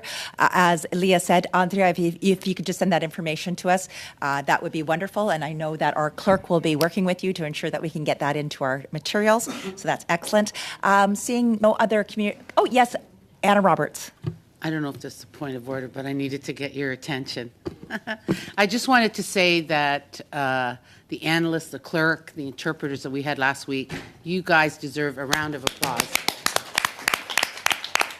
Sorry, I don't know if that's a point of order. That is an excellent point of order, because although I look at Leah and Joy, you saw how crazy we were last week, but I really, you're right. I'm looking at some tired faces because you guys have worked so darn hard, but thank you so much to the FEWO team for making it such an incredible, impactful study and being able to get there on the ground and doing that work. So Anna, thank you very much for bringing this up. We'll be meeting, you're the best. We'll be meeting once again Thursday at 3:30. Do I have a motion to adjourn? Mark's happy about that. Great. And we're adjourned.